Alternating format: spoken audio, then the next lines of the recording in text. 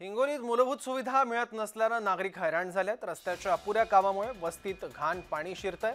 वसमत शहरातील आनंद नगर इथले नागरिक त्रस्त झालेत। लहान मुलं आणि वयोवृद्धांच्या आरोग्यावरही त्याचे वाईट परिणाम होत आहेत।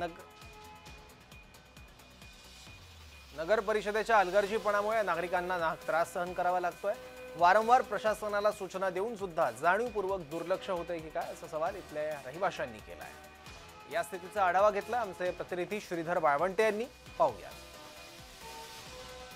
शहरातलं संपूर्ण घाण पाणी या वस्तीमध्ये येत असताना अनेक नागरिकांना या घाणीचा सामना देखील करावा लागत आहे। यामुळे अनेक लहान मुलं असतील, वयोवृद्ध नागरिक असतील, त्यांना बिमारी या ठिकाणी होत आहे। आणि याच संबंधात अनेक वेळा निवेदन देखील दिलेले प्रशासनाला, परंतु कोणीही या ठिकाणी दखल घेत नाहीये। या संदर्भामध्ये जे आहेत, या परिसरातील नागरिक जे आहेत आता आपल्या सोबत आहेत। काय नेमकी इथं काय काय समस्या आहे, काय सांगाल? सगळ्यात महत्त्वाची गोष्ट म्हणजे हे जे मेन रोडची नालीचं जे बांधकाम केलंय, हे पूर्ण बोगस बांधकाम केलंय। ते नाली पूर्ण खालून फुटलेली आहे।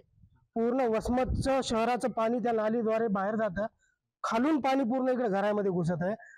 ते इकडून घुसत आहे, आपण बघू शकता पाणी पूर्ण घरामध्ये घुसत आहे।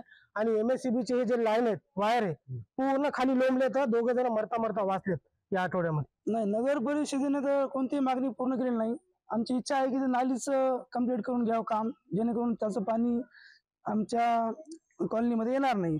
तसेच हे रस्ता खूप दिवसापासून असं सांगितलेलं आहे की रस्त्याचं सुद्धा काम करून द्यावं, ही आमची अशी विनंती आहे त्यांना।